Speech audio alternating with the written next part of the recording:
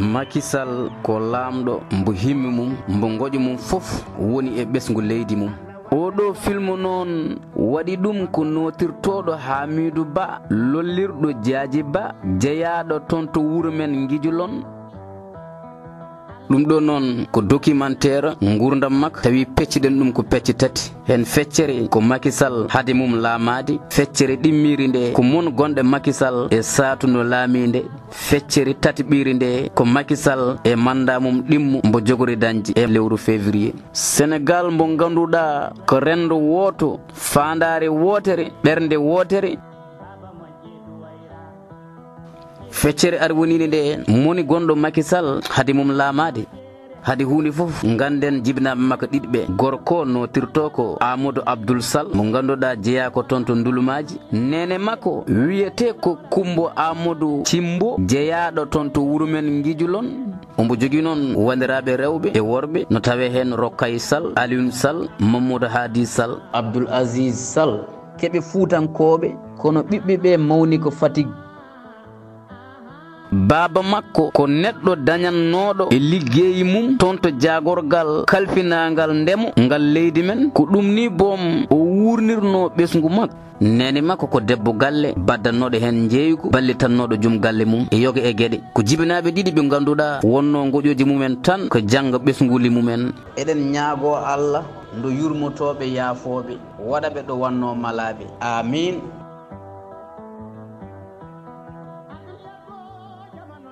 kono kadi woto jejjiten kalɗo gorko mawɗo woni debbo mawɗo no sera mum woni sababu kanko Macky Sall cuddiɗo makko notirto ko Mariame Faye.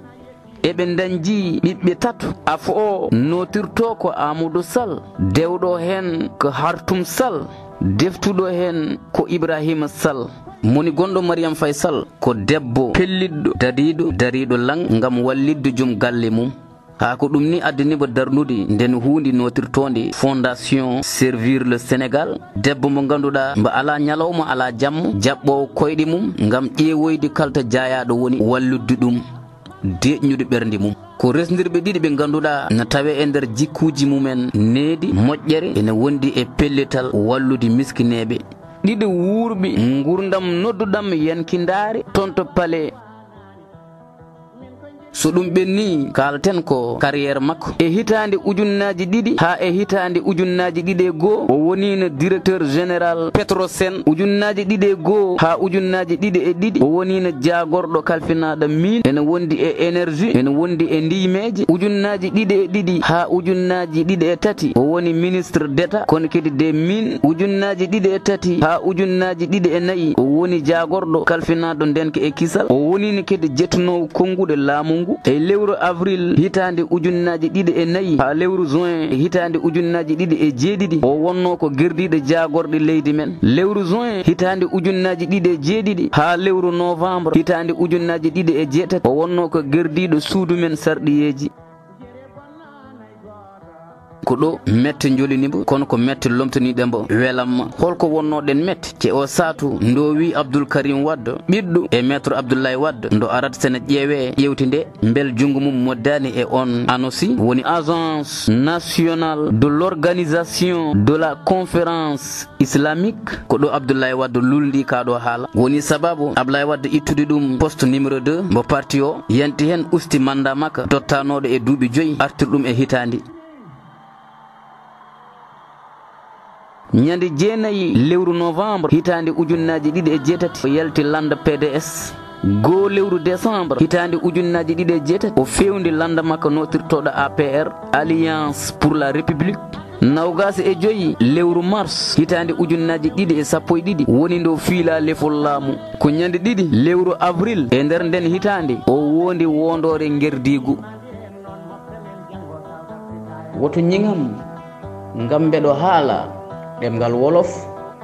farais, serer ma walla ɗemgalam pular. ɗum fof ko ɗemɗe gendiji ala saɗa ñaawo gollam. nde o laami en 2012 woni oɗo manda mbo woni e dow mum.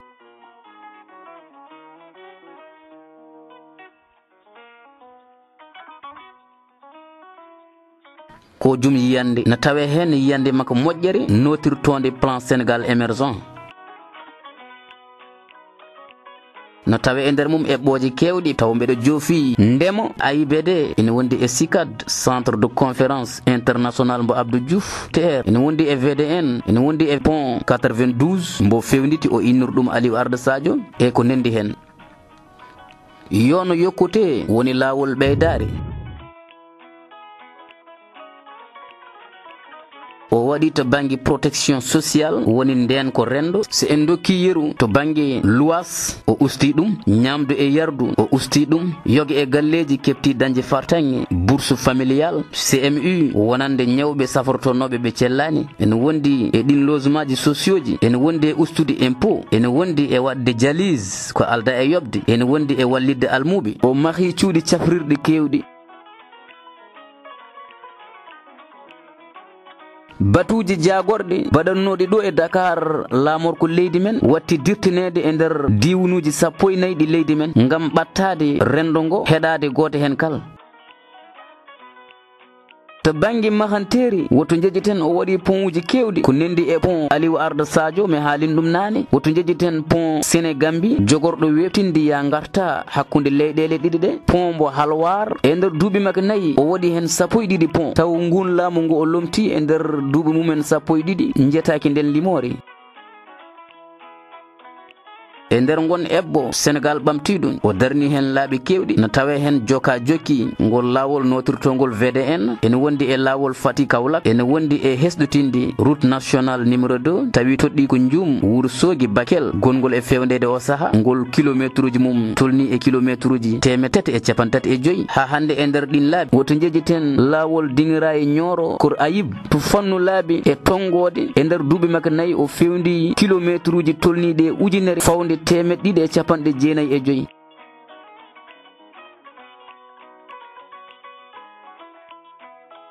e nder eɓɓo Sénégal ɓamtiɗo o heeti darnude hen laaɓi notirtoɗi autoroute woto jejjiten joka jokki à péage jarannoɗo e kilométre uji 36 hande dartiɗo e kilométre uji 221 woto jejjiten autoroute ila Touba ngol juutedi mum tolni e kilométre uji 115 woni ne sababu ya garta webti e oɗo maggal mo ɓennuɗen yono yokkute ko lawol ɓeydare ha hande e plan Sénégal émergent woto jejjiten SICAD centre Abdou Diouf gonɗo toon to Diamniadio woto jejjiten on building administratif écologique mbo hesɗitini o totti ɗum mbaadi juɓɓudi moƴƴiri payodindi tawi umbo inniri ɗum goto e worɓe suusɓe sasɓe ɓe leydi men notirtoɗo Mamadou Dia ene wondi e AIBD mo ganduɗa million ngaji 3 ɗanne yanki yaaɓe e artuɓe keftiɗon rewde kono kadi ko AIBD baɗɗo parking avion ngaji ɗi ganduɗa ko gros porteur tolnima e 26 avion ngaji tokosi ɗi e gabbiɗe hen tolnima e 6 aviation général o tolnima e 17 to banggue jangde towno nde o mahi duuɗi jaaɓe katirɗe ɗiɗi o waɗi kadi 13 pavillon ngam ɓen sukaɓe janggoɓe no dañɗo goni o ustiniɓe tikeji restaurant ji o ɓeydi boursaji mabɓe to banggue collège aji o darni kene wono 162 collège lycée ji 21 daara moderne 12 école aji élémentaire 333 a hande e nder nden jangde en 2012 wonande ɗin école aji laamoyankoji eɗe gana laamoyankoji almuɓe mum tolnino kay 9 ujunere fawnoɓe 100 en 2016 eɓe tolni e 152 ujunere o heeti kede darnude cuuɗi ɗi ganduɗa ko gam hebloji woni centre de formation professionnel tolniɗe e 16 eno o waɗi hen 11 village artisanal o waɗi hen 4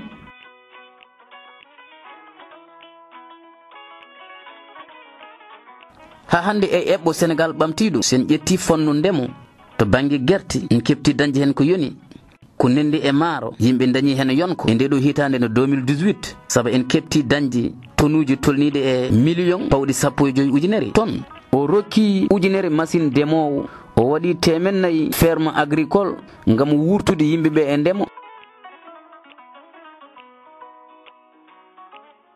eɓɓo Sénégal ɓamtiɗo to fannu kuɓɓam courant kuppi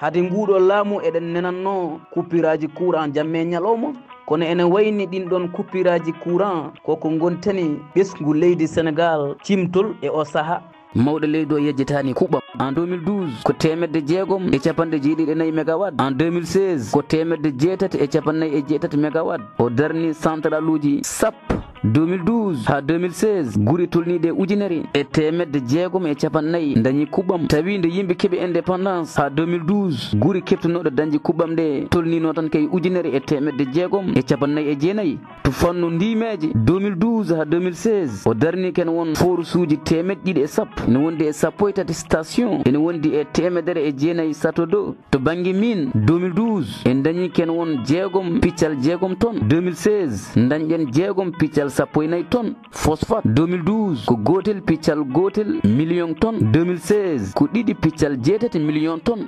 Jurgon 2012 dañƴeɗen ko haydara 2016 en dañi 52.6 tonnes to banggue awo ene wondi e gaynaka sen ƴetti gaynaka 2012 dañƴeɗen ko litre uji 200 million kosam to banggue tew dañƴeɗen ko million e 11 ujunere pawɗi 510 tonnes to banggue awo woto jejjiten on ke notirtoɗo potou o fewndi kena won 222 ferme aquacole ha woni sababu awo leydi men woni fannu gerdiɗo to banggue exportation Dakar Ziguinchor yoɓateno ko ujunnaji 2.5 ko kanko watti ɗum ujunere ha hande e eɓɓo Sénégal ɓamtiɗo e yiyande makko moƴƴere o heɓti darnude diwan 15 notirtoɗo diaspora mbo darani suɓaɓe tedduɓe tolniɓe e 15 sababundi diaspora o darde mum ndu dari e ɓamtare leydi men woni sababu limode suɓaɓe tedduɓe to suudu men sarɗoyeji darti e suɓaɓe tedduɓe tolniɓe e 165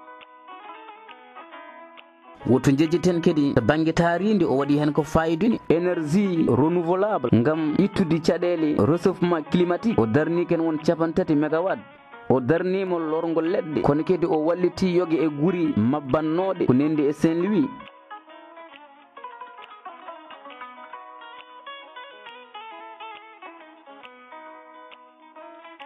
woto jejjiten coftal ɓalli on arène national de lutte baɗɗo 15 ujunere pawɗi 105 place ujunere parking ko kanko darni ɗum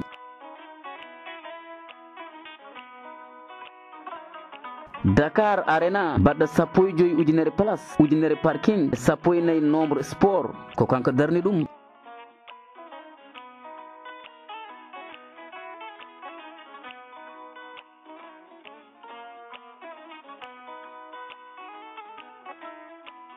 to banggue ya garta woto jejjiten TER woni train express régional jogorɗo dogdi hakkude Dakar Rufisque Diamniadio AIBD no tawe e nder mum internet wifi e tarodde gam jolɓe hen ɓe no mbawa huterade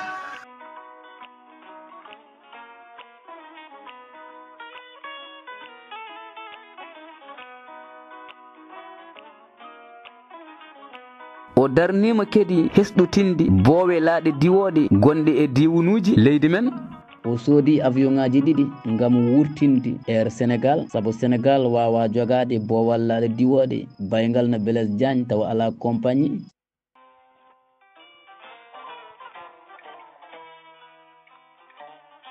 ha hande e eɓɓo Sénégal ɓamtiɗo toon to Diamniadio mo ganduɗa ka kañum woni wuuro leydi men janggo taw ko fayidingo no tawe toon institut de recherche en santé de surveillance épidémiologique et formation woto jejjiten duɗal jaaɓe hatirde Amadou Mokhtar Mbow hewɓe mbaɗi toon investir ko nendi e jimowo ɓiɗɗo leydi Sénégal najo notirtoɗo Akon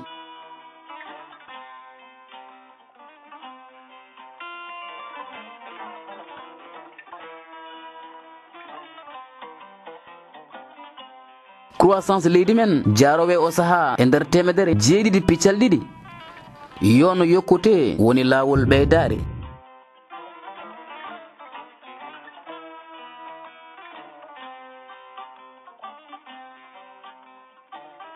tawi nden hunde notirtonde PUDC ene wondi ASER ene wondi e PNLD Puma ene wondi e Prodac Promoville ketani hen caggal PUDC ene wondi e PNLD Puma ene wondi e Prodac Promoville ene wondi e ASER PUDC darni ken wono forage uji temedere e nawgas e ɗiɗi en wonde e satodoji ɓe mbaɗi équipé guri tolniɗe e 665. PUDC nanni kuɓɓam e nder guri tolniɗe 379. plan Sénégal émergent kañum nanni kuɓɓam e nder guri tolniɗe 1,650. ɓe jettini fandara mabɓe nde ɓe joguino en 2018 soko dañji 300 poste de santé kono kadi ɓe kefti totidde masiŋaji demoɗi tolniɗi e 3,529 machine to banggue maaro e nder temedere kala en dañi 53, guerte e nder temedere kala 73, pomme de terre e nder temedere kala 144, soble e nder temedere kala 38, makko e nder temedere kala 63, légume e nder temedere kala 46. mi yejjitta pétrole peñanɗo leydi men ko ɓooyani mo ganduɗa eɗen jogori dañoyde hen bariɗe tolniɗe e 473 million barigal tawi ko 120 barigal par ñalawma e gaz kewɗo pétrole ko milliard uji kewɗi ko wona ko ɗum kadi mawɗo leydi o hefti hesɗotinde guri diini tawteɗe ɗo e leydi men ko nendi e Porokhane Léon Niassène ko nendi e Tiwawon ko nendi e Ndiassane ko nendi e Medina Baye ko nendi e Touba ko nendi e Medina Gounass caggal cummum ndewnogo ɗo